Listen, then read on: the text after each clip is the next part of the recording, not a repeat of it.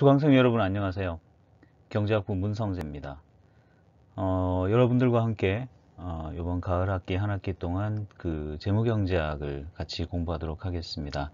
학과로부터는 이제 제가 지난달 말쯤에 이제 재무경제학 강의를 좀 준비를 하라고 말씀을 드렸어요. 그래서 이 클래스에도 이제 그 제가 말씀 올려뒀습니다만 이제 송준혁 교수님께서 지금 사바티카를 들어가 계시기 때문에 제자인 제가 이제 지금 한 학기를 맡게 됐고요. 아무래도 이제 전공으로서 재무경제학으로서 이제 PhD를 했습니다만은 아무래도 또 그 지도 교수님이 가르치던 과목을 가르치다 보니까 어떻게 보면 또 그만큼의 어떤 부담감이라고 해야 될까요? 뭐 그런 부분들도 있는 것 같습니다. 다만 이제 어쨌건 저 개인적으로는 굉장히 오랫동안 자본시장에서 일을 해왔어요. 그래서 트레이더로서 굉장히 또 오래 일을 해왔고요. 최근에 이제 또 코퍼레이트 파이낸스 쪽으로 와서 또 일을 하고 있기 때문에, 그리고 이제 지금까지 보면 공부들도 주로 계속 파이낸스 관련된 공부들을 해오면서 어떻게 이렇게 살아오다 보니까 뭐 기회가 닿는다 그러면은 이제 공부를 하면서 이런저런 말씀들도 드릴 수 있을 것 같다라는 이제 생각에 이제 해보겠습니다. 이렇게 말씀을 드리긴 했는데요.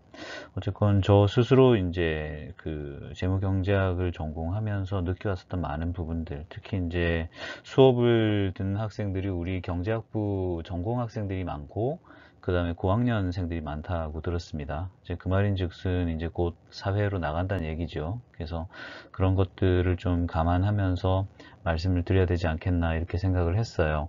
이제 지난 학기부터 이제 지금 우리가 사이버 강의로 지금 강의가 진행이 되고 있기 때문에 사실 저희들이 이제 오프라인을 통해서 이렇게 직접 인사를 나누고 할 수가 없는 아쉬움이 있고요. 그 다음에 이제 두 번째가 어떻게 보면은 온라인 강의가 되면서 학생들과 또 저와 이제 강의실에서의 인터랙션이 어떻게 보면 좀 제약되는 면이 생기죠. 그래서 학습이라는 면에서 봤었을 때는 오히려 좋은 면도 있어요. 그러니까 뭐 이동에 대한 시간도 쓰지 않아도 되고, 원하는 장소에서 조용하게 원하는 만큼 구글링 해 가면서 공부할 수 있다는 점, 그 다음에 뭐 다시 또 들어볼 수도 있고요. 그런 것들이 굉장히 좋은 면이라고 할 수도 있는데, 다른 한편으로는 이제 방금 말씀드렸던 것처럼 이제 수업 외적인 면에서 어떤 그 재무경제학의 텍스트를 우리가 전달한다고 할 때 텍스트 이외의 컨텍스트에 대한 부분들, 혹은 이제 저 스스로 자본시장에서 쌓아온 경험들이 있다고 하면 그런 부분들 중에서 관련된 부분들을 어떻게 보면 우리 학생들한테 전달을 해드려야 하는데, 그런 부분에서는 다소 이렇게 비대면 강의로 진행되는 강의다 보니까 다소 좀 아쉬움은 있어요. 하지만 또 좋게 또 생각해 보면은 저희 지금 수업을 많이 신청을 해 주셨다고 들었습니다. 그래서 과에 이제 말씀을 드려서 가능하면은 많은 학생들이 들을 수 있도록 해 주십사라고 말씀을 드렸었는데, 그럴 수 있었던 원인 중에 하나가 아무래도 지금 비대면으로 진행이 되기 때문에 그런 것 아니겠나 하는 생각이 듭니다. 어쨌건 그 한 학기 동안 이제 여러분들과 함께 이제 재무경제학, 사실 저 개인적으로 굉장히 크게 매혹을 느끼는 학문이었고요. 저 스스로 지금도 내가 이것을 전공으로 하여서 여기까지 공부를 했어, 부족하지만 이런 것에 대한 나름의 자부심을 가지고 있는 그런 학문인데요. 그러한 그 학문의 세계에 부족 하나마 제가 알고 있는 지식들을 여러분들하고 나눌 수 있다고 하는 것이 굉장히 좀 영광스러운 경험이다. 더구나 어쨌건 또 학위를 받은 학교에서 우리 학생들하고 공부를 한다는 점이 저로서는 굉장히 감사한 그런 지점입니다. 어쨌건 우리가 이제 본격적인 이야기를 하기 전에 이제 간단하게 공지 말씀은 드려야 될 것 같아요. 기본적으로 지금 50명 이상 수업은 비대면으로 진행을 하도록 안내를 받았기 때문에 우리 수업은 뭐 예외 없이 비대면으로서 이제 진행이 되게 됩니다. 그래서 비대면으로 진행을 하게 될 때 이제 좀 가장 큰 차이 중에 하나가 리얼타임으로 여러분들의 피드백을 볼 수가 없어요. 그러니까 여러분들이 강의실에 앉아 있으면 제가 보이겠지만 저는 여러분들 얼굴이 다 보이거든요. 그래서 사실 잘 따라오고 있구나, 내지는 힘들어 하는구나 라든지 반응을 바로바로 사실은 알 수가 있는데, 그래서 이제 보통 대부분의 강의하시는 그 선생님들이 그러한 반응을 이렇게 감안해 가면서 분량이나 속도나 내용이나 여러 가지 것들을 조절할 수 있는데, 그런 걸 하지 못하는 것은 좀 아쉬운 부분이 있습니다. 그래서 특히 그러한 측면 때문에 난이도 조절에서 조금 문제가 있어요. 그러니까 굉장히 어렵게, 이렇게 파이낸스도 어렵게 공부하기 시작하면 정말 한없이 어렵게 공부할 수가 있거든요. 그래서, 근데 이제 자칫 그런 쪽으로 가버리면 아마 여러분들께서 내가 뭔가 틀어놓고 듣긴 들었는데 내가 뭘 들었는지 모르겠다, 또 이렇게 돼버릴 가능성이 굉장히 크죠. 그래서 그런 부분들을 감안할 땐 조금은 난이도는 좀 쉽게 가야 되지 않겠나 하는 생각은 하는데, 일단 학기 중에 한번 진행을 해보면서 전체적으로 좀 약간 캘리브레이션 하는 시간이 필요할 것 같습니다. 그리고 지금 이제 그 강의 진행은 그래요. 이 클래스 온라인 강의 메뉴를 통해서 여러분들께서 수업 들으실 수 있고요. 출석도 당연히 거기서 체크가 됩니다.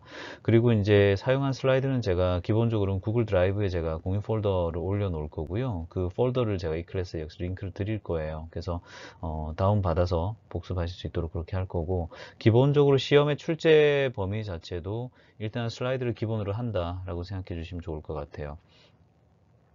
그리고 이제 강의 동영상은 기본적으로는 제가 지금 유튜브 채널을 하나 만들어서 외대에서 지금 하고 있는 강의 동영상들은 제가 어떤 특정 채널에 다 올려놓고 있습니다. 그래서 기본적으로 이 클래스를 통해서 수업을 들으시겠지만은 나중에 이제 수업하시면서 이제 뭐 그때그때 필요한 뭐 영상이 있다든지 그러면은 사실 이 클래스에서 찾기가 조금 어려울 수 있는데 유튜브에서는 어쨌건 조금 더 쉽게 아마 서치가 되실 거라서, 그리고 학기 지난 후에도 혹시 생각나면은 찾아보실 수 있도록 그렇게 제가 유지를 할 거예요. 그리고 이제 평가에 대한 부분이 사실 다들 민감하죠. 굉장히 중요한 부분이기도 합니다. 그렇습니다만은, 기본적으로 지금 비대면 평가고요. 그 다음에 지금 저희가 이제 절대평가로서 가고 있는데, 부득이한 부분이 있죠. 비대면이기 때문에 객관성이 담보되지 않는 측면이 있습니다. 그래서 그렇기 때문에 기본적으로는 그레이딩을 목적으로 해가지고서 트리키한 문제를 여러분한테 던져서 뭐 잘 푸나 안 푸나 해서 이렇게 서열화를 하는 것이 전혀 제 관심사에는 없어요. 1도 없어요. 그래서 기본적으로 이 대학 교육이라고 하는 것이, 더구나 이제 여러분들은 1, 2학년 아니고 아마 주로 3, 4학년들이 많으실 텐데요. 지금까지 이렇게 십수년 공부해왔잖아요. 초등학교 때부터 이렇게 와서 돌아보면 고등학교 이전까지의 교육은 기본적으로는 학생들, 그러니까 티네이저까지의 교육은 어떻게 보면은 아직은 어른이 아닌 상태에서 어떻게 보면 좀 의무를 가지고서 배워야 할 내용들을 배우는 측면이 한 가지가 있었을 거고, 또 다른 측면은 이제 그렇게 선택이 없이 선택된 내 학습의 컨텐츠에 대해 가지고서 평가를 받는다는 더 나쁜 측면이 있었어요. 기본적으로 좋은 학교에 가기 위해서라는 목표를 향해서 여러분들이 달려오셨고, 어쨌건 여러분들이 노력하셨기 때문에 우리 학교가 좋은 학교입니다. 그래서 이 좋은 학교에 들어와서 이렇게 공부할 수 있는 그런 노력을 하기 위해서 얼마나 많은 고생을 했을 거 아니에요. 그럼 이제 그런 과정을 통해서 이제 사실은 공부하는 습관이 들어 있는데요. 그렇게 가다 보면은 사실은 이제 놓치는 지점이 뭐냐 그러면, 내가 왜 이 공부를 해야 되는지에 대한 목적의식 내지는 동기부여 측면에서 다소 좀 아쉬운 면이 생겨요. 왜냐하면 내 목표를 위해서 공부를 하는 거였기 때문에 공부 그 자체가 목표였다기보다는 수단적인 측면에서 활용이 됐던 면이 클 거예요. 그래서 문제를 잘 푸는 사람, 입시 결과를 잘 낼 수 있는 사람, 이런 식으로 사실 십수년 동안 단련이 된 상태에서 갑자기 이제 무한대의 자유도를 확 줘버리게 되면 학생들이 많이 힘들죠. 근데 이제 사실 여러분들께서 성인이지 않습니까? 그래서 어른이 돼서 이제 공부를 하는 것이기 때문에 기본적으로 자기 책임의 원칙 하에서 내가 내 컨텐츠를 쌓는다는 입장으로 공부를 하는 게 사실은 맞아요. 저 스스로도 학부, 석사, 박사 이렇게 오면서 돌아보면 결국은 셀프 모티베이션이라 그러잖아요. 자기가 이걸 공부해야겠다는 생각을 가지고서 공부를 하고 내가 관심 있는 장르를 파고들어서 공부를 했었을 때 진짜 재미가 있는 공부를 하는 거거든요. 그래서 저 같은 경우는 이제 석사에서는 이제 금융공학 공부를 했었고, 박사 와서 이제 재무경제학 공부를 하면서 이렇게 약간 트랙을 옮겨서 공부를 하고 있는데요. 이제 이렇게 생각해 보면 이제 저가 좋아하던 어떠한 스타일의 어프로치가 있어요. 근데 그거에 맞는 공부가, 내가 이 공부라는 걸 알고 있는 상태에서 제가 사실은 좀 늦깎이로 이제 PhD를 시작을 했었는데, 저 개인적인 얘기입니다만, 어우, 재밌더라고요. 힘든 줄도 모르고 사실 살았어요. 여러분들 학교에 입학하시기 전부터 저는 저 사회학관 1층에 연구실에 출퇴근했었어요. 뭐 저를 마주치실 일은 별로 없었을 거예요. 왜냐면 전 주말에 계속 학교에 나왔기 때문에. 그래서 어쨌건 그랬음에도 힘들어도 힘든 줄 모르고 공부를 하는 것은 재밌기 때문이고, 알아가는 즐거움이 있기 때문인데, 그러한 어떤 즐거움을 사실 여러분들에게 선사해 드릴 수 있다고 한다면, 특히 이 재무경제학을 통해서, 그러면 우리가 더 좀 보람 있는 시간이 되지 않을까 이런 생각이 들어요. 물론 이제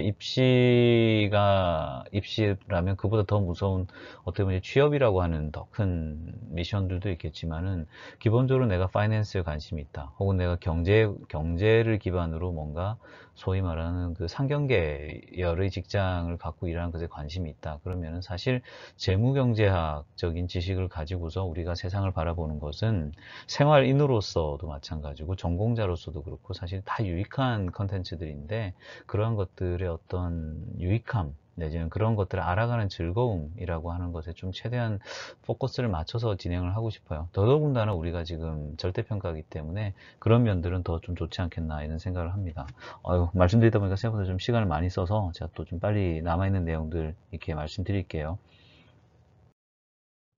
기본적으로 지금 첫 번째 주차의 첫 번째 세션이기 때문에 전체적인 한 학기 동안의 운영 로드맵에 대해서 말씀드리는 것이 이제 이 슬라이드를 통해서 여러분들에게 전달하는 내용입니다. 그래서 전체적으로 지금 말씀드리는 거는 이제 어떤 순서로 이제 갈 건지에 대한 전반적인 소개와 교과서 텍스트 어떤 식으로 할 건지 뭐 학점 이런 기본적인 어떻게 보면 약간 어드미니스트레이티브한 그런 얘기들을 제가 좀 드릴 거고 그 다음에 전체적으로 이제 생각한 스케줄에 대한 부분 이런 부분들을 여러분들께 노티스 드리는 그런 동영상입니다. 일단 일반적인 사항들을 말씀드려야겠죠. 기본적으로 재무경제학에서 여러분들께서 알았으면 하는 내용들을 딜리버리 하는 게 제 목표고 제 사명입니다. 그래서, 근데 그걸 막무가내로 또 아무 가이드라인 없이 하게 되면 사실은 가르치는 사람도 힘들고 배우는 사람도 힘들고 하다 보니까 교과서를 이제 선정을 하게 되는데요. 교과서가 사실 그런 그 미국식 대학 교과서라고 하는 것이 굉장히 위대한 텍스트입니다. 어떠한 그 장르의 지식이 있다 그러면은 그 지식을 책 한 권을 통해 가지고 쭉 흡수하면서 익힐 수 있는 그런 체계로 구성되어 있는 게 사실 대학 교과서이기 때문에 굉장히 위대한 시스템인데 문제는 제가 전달하고 싶은 내용을 정확하게 지금 딜리버리 할 수 있는 그런 교과서가 아직은 국내에 없어요. 제가 이게 능력이 되면 제가 직접 써보고 싶은 마음도 듭니다만 우리 교수님 모시고 그런 능력은 제가 아직은 없고 시간도 없고 그래서 일단은 제가 슬라이드 위주로 진행을 할 수밖에 없고 그나마도 한글로서 된 교과서 중에서 그래도 좀 내용이 재무경제학의 어떤 좀 오소독스한 그런 부분들을 다루고 있다라고 생각되는 교과서를 하나 찾아가지고서 제시를 드릴 거예요. 그래서 그걸 보시고서 이제 좀 심화 학습하실 분들은 책을 사서 따라오는 게 좋을 것 같고요. 그렇지만 뭐 의무사항은 아니에요. 그리고 이제 클래스 운영 기본적으로는 이제 우리가 그 학교에서 주는 편람에 따라서 진행을 할 겁니다. 그래서 강의 구성은 기본적으로는 약 한 25분 정도 길이의 강의 클립을 제가 3개를 준비를 주차마다 할 거고요. 업로드 시간은 어차피 우리 수업이 금요일 날 시작하게 돼 있으니까 금요일부터 다음 주까지 이제 한 주의 시간을 들여가지고 7일 동안 동영상 듣게 되면 출석이 되는 식으로 그렇게 운영을 하려고 해요. 그 다음에 이제 우리가 같은 공간에서 우리가 공부를 하지는 않기 때문에 질의응답에 대한 부분은 기본적으로는 게시판을 활용을 해서 가는 게 좋을 것 같고 부끄러워하지 말고 물어봐 주세요. 내가 모르는 건 남도 모를 가능성이 크고요. 내가 질문했기 때문에 얘가 이런 게 있었어 라고 알아챌 수도 있을 거예요. 그래서 그런 그 두려움 없이 질문해 주시면 좋겠고 그렇게 이제 질문해 주시면 제가 이제 사실 풀타임으로 학교에 소속되어 있는 건 아니라서 주중에 사실은 제가 조금 한계가 있어요. 시간적으로는 그렇긴 한데 가능한 제가 우리 학생들 질문을 열심히 답을 드리려고 할 거니까요. 그래서 기탄 없이 물어봐 주시면 좋겠고 이메일은 제가 바로바로 답변 못 드릴 수도 있어요. 혹은 내용에 따라서는 수업 관련된 내용 제가 답변 안 드릴 수도 있어요. 왜냐면은 이게 오프라인 수업이었다 그러면 사실 우리가 강의실에서 다 같이 들었을 내용인데 그렇지 않은 거니까. 그래서 가급적이면 게시판을 활용해서 수업 내용에 대한 질문 주시고 이메일은 주로 약간 행정적인 거 이런 사항으로 말씀 주시면 좋겠고요. 중요한 내용은 다 이 클래스 공지사항을 통해서 제가 기본적으로 말씀드릴 거니까 이 클래스는 우리가 이제 수시로 보잖아요. 그러니까 이제 그거 보시면서 이렇게 팔로우 하시면 좋을 것 같아요.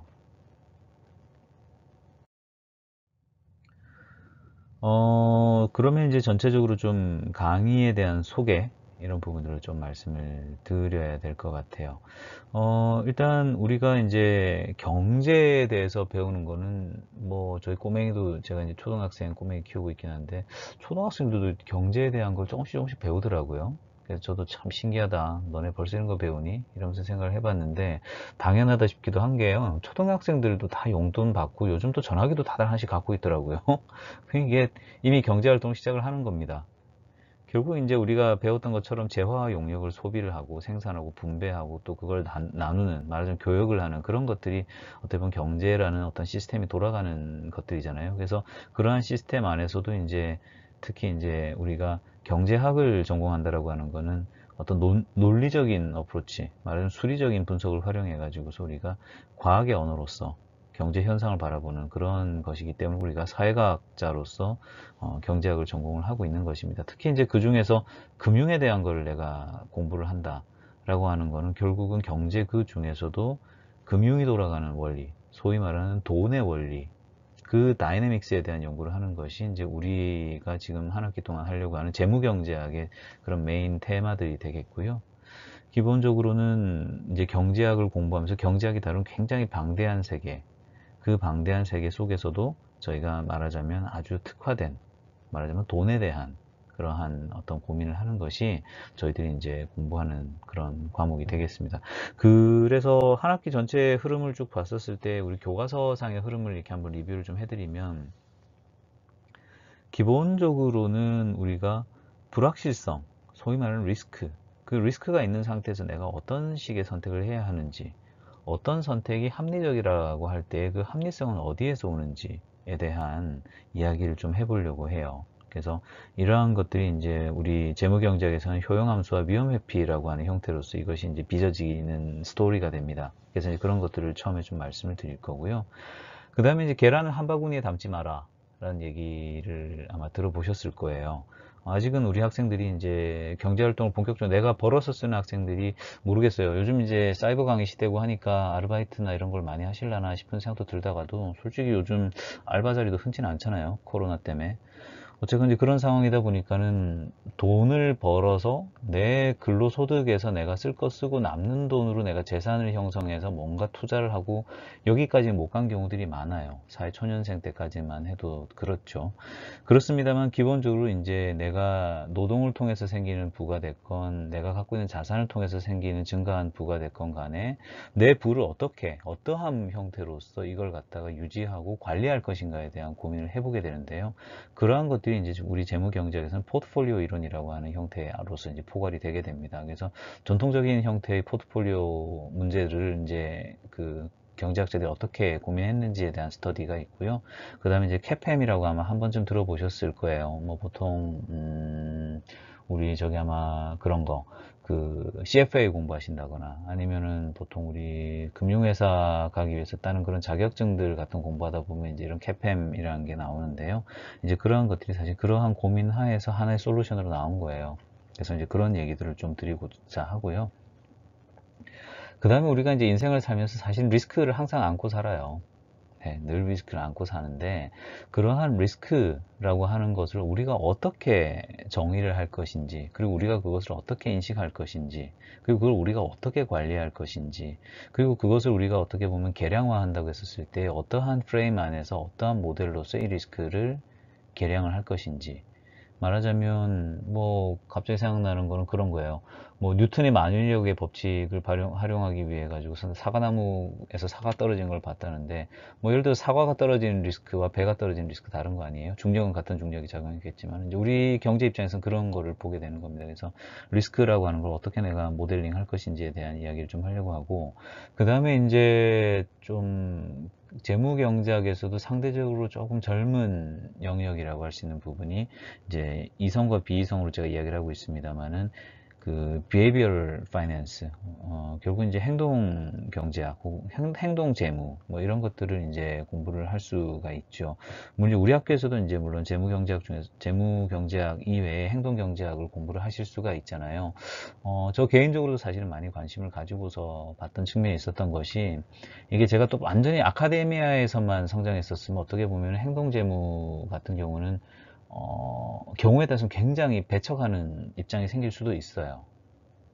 지금 저는 뭐 사실은 반반이긴 한데요. 왜냐면 이제 프랙티셔너 입장에서 이걸 보다 보면은 얘가 시사하는 점이 있기는 있거든요. 근데 이제 또 굉장히 엄격한 입장에, 이론적 입장에서 이걸 바라보게 되면 사실은 또 이거 사실은 음모론 같은 거다. 굉장히 설명은 잘해내지만은 이유는 알 수 없다라고 이야기를 해버리기 때문에 이건 뭐 사실은 음모론에 가깝고 이거는 무슨 이론적 백그라운드도 없고 이거는 그냥 헛된 거다 이렇게 볼 수 있는 입장도 있긴 있어요. 그래서 그 어둠의 쯤에 이제 사실은 우리가 있게 되는데요. 이제 그러한 얘기들을 이제 좀 하려면은 대략 어떤 이야기들이 비헤이비어럴 리서치 안에서 이루어지는지를 좀 알아야겠죠. 그래서 이제 그런 얘기들을 좀 드리려고 하고, 그 다음에 이제 한국의 금융시장, 한국의 자본시장에서 또 특히 뭐 어떤 프로젝트 수요가 됐건 고용 수요가 됐건 그런 것들이 많이 있었던 지점을 이렇게 가만히 돌이켜 보면 제가 학부 때만 해도요, 믿기 어려우시겠지만은 경영학과에 파이낸스가 없었어요. 코퍼레이트 파이낸스만 가르쳤다고요. 어카운팅하고. 그래서 이제 파이낸스가 국내에서 이제 미국에서 공부하시고 들어오신 분들이 이제 데리버티브 프라이싱이나 이제 이런 것들을 가지고 들어오시기 시작했던 게 사실은 90년대입니다. 그 전까지만 해도 경제학이라고 하는 범위 안에서 재무의 영역은 없었어요. 경영학에서 그나마 이제 좀 더 파이낸스 먼저 이렇게 다뤄지기 시작했었는데요. 이제 그렇게 가는 과정에서 이제 한국에서 재밌는 지점이 어디가 있냐 그러면은 2002년도에 한국의 증권회사들이 장외파생 상품 라이센스라고 하는 거를 갖다가 받게 됩니다. 그게 뭐냐 그러면은 구조화 상품 혹은 이제 구조화된 금융 상품, 파생 상품 이런 것들을 말하자면 다룰 수 있는 어떠한 그러한 인허가라는 것이 금융당국으로부터 이제 주어지게 되죠. 그래서 그것을 기점으로 해가지고서 사실은 소위 말하는 퀀트 혹은 퀀트 트레이더 이런 사람들에 대한 채용들이 막 이루어지기 시작했었어요. 그래서 초기에는 완전 공대생들이 이제 파이낸스에 대한 백그라운드 없이 공부해 가면서 파이낸스 내지는 퀀트로서 출발하게 됐었고요. 우리 경제학부 기준으로는 이제 이코노메트리션들이 데리버티브 프라이싱 한다고 넘어와서 하기도 하고 막 그랬었어요, 사실은. 왜냐면 어차피 우리가 이제 에셋 프라이싱이나 이런 거 공부하다 보면 이제 이런저런 그 프라이싱 모델들을 배우거든요. 그래서 이제 그런 거 지식이 너네 있지 않니? 이러면서 하요되기도 했었는데, 지금은 이제는 뭐 보통 물리학이나 수학 전공자 내지는 이제 전산학 전공자들 판으로 바뀌었죠. 이제 그런 걸 하는 후배들도 저한테 많이 있고 하긴 한데, 그래서 어쨌건 이제 그런 쪽으로 크다 보니까 사실 한국의 그 파이낸스 그리고 이제 금융 교육, 그러니까 파이낸셜 이코노믹스 교육이 됐건 파이낸스 교육이 됐건 파생 상품에 대한 교육의 비중이 또 상당히 높은 편입니다. 그래서 기존에 있었던 커퍼레이트 파이낸스라고 하는 컨텐츠 위에 추가된 컨텐츠로서 이제 데리버티브 프라이싱이라고 하는 영역이 들어와 가지고서 학생들에게 굉장히 많이 가르쳐 줬었던 그런 면이 있는데, 문제는 이제 올해가 2020년이에요. 그러니까 파생 상품 시장이 장내 파생 상품이 한 95년쯤에 들어왔으니까 벌써 이제 4반세기가 돼 들어가면서 파생 상품 자체도 사실은 성숙기에 들어와 있는 상태거든요. 그러다 보니까는 해당 파생 영역에서의 그 고용 창출이 많지 않은 상태로 가게 되고, 그러다 보니까 이제 보통 탑 티어에 있는 이제 학교들에서 배출하는 박사들은 요즘 조금 다른 쪽을 바라보고 있는 것 같아요. 그래서 이제 계량 기반된 뭐 데리버티브 프라이싱이라기보다는 계량을 기반으로 하는 포트폴리오 매니지먼트라든지 이런 쪽으로 이제 사실은 관심사가 넘어가는 거고, 최근 들어서 이제 빅데이터나 이런 쪽의 담론들이 이제 저희 쪽 금융 쪽으로 혹은 재무 경제학 쪽으로도 넘어오기 때문에 그런 거를 기반으로 해가지고서 이제 논문을 쓰거나 공부를 하거나 이런 분들도 있어요. 그러니까 소위 말하는 오소독스한 의미의 파이낸스랑은 조금 다른 어프로치가 되겠습니다만, 어쨌건 현재 어떤 트렌드를 잘 반영한 어떤 새로운 연구 방법론들이 기존에 분석하지 않던 데이터들의 레벨을 굉장히 빅데이터들을 이제 분석한다든지 그렇게 해가지고서 리서치를 하기 시작한다는 거죠. 그래서 그런 부분들이 이제 제일 많이 들어와 있는 게 마이크로 파이낸스라고 하는 거, 시장의 그 마이크로 스트럭처를 연구하는 그런 부분들도 있고요. 그 다음에 이제 뭐 전산학하고 또 연결이 돼가지고 하이 프리퀀시 트레이딩의 세계가 있어요. 저도 이제 약간 이제 관련된 일을 좀 했었는데요. 이제 그런 경우는 진짜 밀리세컨드 싸움을 하는 겁니다. 그래서 이제 그러한 잡들도 있고요. 그리고 이제 그러한 시장에서의 역선택이라든지 이런 것들에 대해서 이제 연구하는 그런 그 분들도 계세요. 그래서 그러한 얘기들도 사실은 이제 우리 재무경제학의 어떤 범위 안에 들어와 있는 이야기들인데, 이제 그런 것들을 사실은 다 다룰 수 있으면 좋겠는데, 일단 진행을 하면서 너무 또 우리 어쨌건 학교 강단 위에서 일어난 일이기 때문에 너무 멀리 갈 수는 제가 없거든요. 그래서 적절한 수준에서 제가 이제 다룰 수 있는 부분들, 제가 경험했거나 제가 알고 있는 부분들에 대해서는 좀 전달할 수 있도록 그렇게 한번 해보겠습니다. 교과서는 지금 사실 뭐 이렇게 알라딘이 됐건 교보가 됐건 재무경제학 이렇게 쳐보면 교과서가 잘 안 나와요. 이게 어떻게 보면 참 부끄러운 일이죠. 금융에서 굉장히 많은 부가 창출이 되고 많은 사람들이 사실 파이낸스에 노출되어 있음에도 어떻게 보면 재무경제학 교과서가 많지 않다는 게 조금 아쉬운 부분입니다. 그래서 어쨌건 이 책을 골랐는데 이제 재무경제학에서 다뤄야 하는 기본적인 얘기들은 굉장히 많이 다루고 있어서 제가 이제 다루고 있고요. 그 다음에 이제 에셋 프라이싱에서는 사실은 뭐 바이블과 같은 책이 이제 존 커크레인의 에셋 프라이싱입니다. 이분이 이제 사실 뭐 유진 파마의 사위이기도 하고 시카고 교수를 오래 하셨고 그 다음에 우리 송준욱 교수님의 스승님이죠. 그래서 우리 에셋 프라이싱의 대가인 에셋 프라이싱 커크레인 책을 일단 보조 교재로 제가 가끔 참조하면서 이제 말씀드릴 거예요. 저도 이 책으로 대학원 와서 공부했고요. 그 다음에 이제 보통 파생 상품 뭐 하러 가고 이런 보통 이제 또 던져주는 또 다른 종류의 이제 성경책이 이제 이 헐 책입니다. 토론토에 있는 그 헐 교수님 책인데 아마 이 책만으로도 이분이 아마 100만 장자 됐을 거예요. Option Futures and Other Derivatives 그래가지고 저도 이제 꼬맹이 때 트레이딩 데스크 가니까 선배님 저 뭐 주식의 주자도 잘 모르는 주린이인데요. 파생 데스크에 발령이 났습니다. 그랬더니 갑자기 이 책을 100에만 원 책을 던져줘서 야 네가 알아서 공부해 그러더라고요. 그래서 이제 그 책이 이제 헐 책인데요. 파생 관련된 얘기할 땐 제가 좀 갖다 쓸 거예요. 그 다음에 이제 인거소울 책도 이것도 이제 포트폴리오 티오리나 이런 데 있어서는 사실 굉장히 좀 고전적인 책인데 요건 이제 제가 박사과정 있을 때 공부했던 책입니다. 근데 이제 우리 학부과정에서 할 얘기들은 아닌데 필요한 부분도 있으면 제가 좀 갖다 쓸 거예요. 그래서 대략 이런 정도의 이제 교과서들을 가지고서 공부를 할 거고요. 아마 옵션 퓨처스 어더 데리버티브스 같은 경우는 아마 우리 송준혁 교수님이 아마 봄에 금융시장론 강의하시죠. 그때 아마 헐책 강의를 하신다고 들었던 것 같기는 하고요. 경영학부 가면 아마 파생상품론이나 아마 이런 그 공부할 때 아마 헐책 만나실 수 있으실 거예요.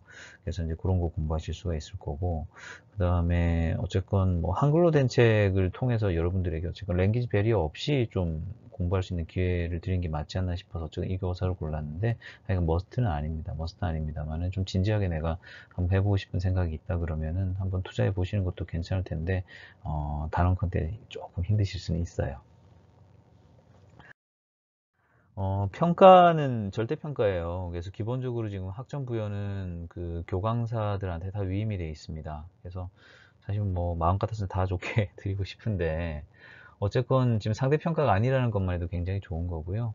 일단 65% 이상의 학생들에게는 제가 일단 A를 드리는 걸 기본으로 생각을 하고 있어요. 그리고 이제 B제로까지는 일단 90% 이상 학생들이 받아갈 수 있게 하려고 지금 하는 건데, 이제 모르겠어요. 저는 이제 동북아에서 이제 학생들을 같이 가르치고 있는데 우리 학생들 중에 보니까 교환 학생들이 있으신 것 같아요. 그래서 교환 학생들 같은 경우는 랭귀지 배리어가 있으니까는 사실 잘 못 따라오시는 경우도 있고 그러다 보니까 조금 저조한 면도 있는데 그런 분들한테까지 다 학점을 다 드릴 수는 없다 보니까 최소한 알아야 되는 거를 제가 중간 기말에 물어볼 거예요. 그래서 중간 기말에 물어보고 그걸 갖다가 알고 있다라고 하면 그레이드가 나갈 수 있는 거고 기본적으로 또 여러분들이 지금 사회에 나가시기 전이기 때문에 사실 이제 저도 굉장히 똑똑한 주니어들하고 생활을 하거든요. 뭐 저랑 띠동갑 이상 차이 나는 친구들도 있고 같이 이렇게 플로어에서 생활을 해요. 근데 이제 동고동락 해보면 사실 사회생활을 한다고 하면 가장 중요한 거는 돈 받고 일하는 프로로서 가장 중요한 거는 내 삶에 있어서 디스플린이 있어야 돼요. 말하자면 내가 해야 될 일, 안 해야 될 일, 내가 가려가지고 생동할 수 있어야 되고요. 뭐 소위 말하는 끼끼 빠빠 뭐 그러던데요. 낄 때 끼고 빠질 때 빠지고 이게 좀 돼야 돼요. 센스도 좀 있어야 되고요. 그 다음에 이제 중요한 게 사실은 시간 엄수, 약속을 지키는 거. 뭐 한 입으로 두 말을 한다든지 약속을 지키지 않는다든지 뭐 이런 것들 있죠. 그런 것들에 대한 거는 몸에 체화가 돼 있어야 합니다. 그래서 그런 면에서 이제 저가 요구한 최소한의 디스플린은 수업을 들어라예요. 그래서 출석에 대한 비중을 좀 높게 설정해뒀는데 여러분들이 다 이렇게 그 책상에 정자세로 앉아서 들을 거라고 제가 기대를 합니다. 예, 기대를 하는데 어쨌건 틀어놓기만 하면 사실 저기 출석은 완수가 돼요. 이 수업이 그렇잖아요. 그렇기 때문에 사실 여러분들은 잘 들어야 되는 어떤 누워서 들을지 앉아서 들을지에 대한 딜레마가 있는 것일 거고요. 저는 여러분들에게 최대한 잘 전달해야 되기 때문에 좋은 컨텐츠를 만들어서 긴장감을 유지하면서 텐션 있게 제가 전달해야 되는 미션이 있어요. 그래서 그런 거를 이제 제가 안고 가는 거죠. 그래서 어쨌건 출석에 대한 비중을 좀 높게 설정을 했고 중간에 나온 일부 문제는 기말에 다시 물어볼 거예요. 그 왜 물어보냐 그러면 중간에 많이 틀리는 문제나 이런 건 제가 물어볼 거예요. 중간에 쳤으니까 다 잊어버려도 되겠지? 그건 굉장히 수동적이고 나쁜 자세예요. 그렇게 공부하면 안 됩니다. 그 다음에 이제 과제는 제가 이제 좀 강의를 진행을 하면서 제가 좀 약간 여유 있게 쓸 거예요. 그래서 이걸로 과제로 여러분들한테 어떤 부담을 드릴 생각은 별로 없고요. 과제를 활용할 수 있는 순간이 있을 거예요. 그래서 그건 제가 좀 학기 중에 추가로 안내 드리겠습니다. 그리고 이제 우리 학칙상 4분의 1은 출석을 하셔야 학점이 나가요. 그래서 4분의 1 이상 결석이 찍혀버리면 제가 F 드릴 수밖에 없어요. 그거는 양해를 해주셔야 되는 거고요. 그 다음에 이제 평가가 공정해야 됩니다. 더구나 지금 비대면으로 내가 이 클래스 상으로 시험을 볼 수 있게 해드릴 거거든요. 그러니까 일주일에 1시간만, 1시간도 안 걸릴 거예요, 아마. 근데 그거조차 시간을 못 낸다 그러면 사실은 진짜 학점 나갈 수 있는 최소한의 그게 안 돼 있는 거지. 그래서 수업은 결신자 인정 안 하는 걸로, 결시하면 F 드릴 수밖에 없어요. 근데 이제 학교가 인정하는 사유들이 있어요. 그래서 그런 경우는 이제 저한테 그 요거 사유를 보여주시면 돼요. 이메일로 제가 받아서 그게 이제 입증이 된다 그러면 제가 이제 디덕션을 좀 매길 거예요. 중간고사를 빠졌다 그러면 기말고사 점수를 디덕션 매겨갖고 중간고사 카운팅 할 거고, 기말고사를 빠졌다 그러면 중간고사 점수를 디덕션을 좀 매겨가지고서 매기는 형태로 그렇게 평가를 하려고 하니까, 어쨌건 출석에 대한 부분 놓치지 마시고 시험은 이렇게 하게 되면은 원하시는 학점을 받아갈 수 있다, 이 말씀 드립니다. 어쨌건 우리가 어느 사회에 속하든지 그 사회의 룰을 잘 알아야 되는데, 여러분들이 알아야 되는 룰은 사실 수강 편람이에요. 아마 학칙이나 수강 편람 같은 거는 대학교 4년 다니는 동안 끝날 때까지 한 번도 안 읽어보는 경우도 있긴 있을 거예요. 근데 어느 조직이든지 우리 학교를 떠나서 이제 다른 취직해서 다른 조직에 가건, 혹은 이렇게 대학원에 진학하시게 되건, 그런 경우에는 어쨌건 룰을 잘 읽어보세요. 새로운 사회에 갈 때는. 이제 개인적인 조언입니다. 그리고 이제 기타 안내는 기본적으로 아까 말씀드렸듯이 이 클래스에 제가 업데이트 할 거니까 동영상 보시면 되고요. 퀴즈는 제가 따로 안 볼 거예요. 그 다음에 Q&A는 말씀드렸듯이 그 게시판을 잘 활용을 해야 될 것 같고, 질문도 이 클래스 통해서 많이 올려주시면 답변 드릴 겁니다. 그리고 임의적으로 학점 조정해 드리지 않습니다. 그거는 이제 우리 청탁금지법이나 학내 원칙에 위배되기 때문에, 무엇보다 공정한 행동이 아니기 때문에 그런 거는 안 받아들일 거예요. 저한테 내고 걸지 마세요. 저도 니고시에이션이 제 전문이에요. 강의 일정은 그렇습니다. 그러니까 지금 일단 교과서를 기준으로 한 학기 동안 이걸 커버로 공부한다 그러면 사실 저 정도 스피드로 저 정도 양을 공부를 해야 되는데, 혹시나 이제 교과서를 사서 본다 그러면 굉장히 심란한 마음이 드실 수 있어요. 근데 이제 기본적으로 알아야 할 내용들을 알게 하면은 저는 제 목표를 달성했다고 생각을 합니다. 그래서 교과서에 있는 모든 내용을 다 다룰 수는 없는 거고요. 학부 수준에서 좀 너무 테크니컬한 부분들은 사실 의미는 없다고 생각해요. 지금 현 단계에서는. 그래서 그런 부분들은 과감하게 패스할 거고요. 그 다음에 이제 교과서에 없는 내용들을 다루기도 할 겁니다. 그래서 이제 그런 부분들은 별도로 말씀을 드릴 겁니다. 그 다음에 이제 강의의 순서나 챕터별 분량 배분들은 제가 좀 유동적으로 조절을 할게요. 그건 아무래도 우리 선수 과목 다 듣고 들어온 학생들도 있겠지만 아닌 학생들도 있는 것 같고요. 가끔 이제 메일 보내서 질문하시더라고요. 그래서 그런 경우들도 있고, 그 다음에 이제 제가 보건대 이제 어떤 그 토픽의 경중이 다 다르기 때문에 그런 것들 좀 감안해서 제가 구성하려고 하니까 그런 부분들 감안해 주시면 좋겠습니다. 그래서 이 영상은 기본적으로 유튜브에 다 올라갈 거니까 이제 그거 통해서 보실 수가 있습니다. 그래서 일단 강의 긴 한 학기의 시작으로서 제가 좀 인트로덕션을 좀 길게 드린 것 같아서 너무 좀 시간을 좀 썼나 이런 생각도 들기는 듭니다만, 일단은 이제 첫 시간 우리 그 한 학기 동안 어떻게 클래스를 운영할지에 대한 말씀은 대략 제가 드린 것 같고, 이러한 내용을 바탕으로 본격적으로 재무경제학에 대한 아주 기본적인 얘기들부터 조금씩 한번 이야기를 시작해 보도록 하겠습니다. 잠깐 쉬고 돌아오겠습니다.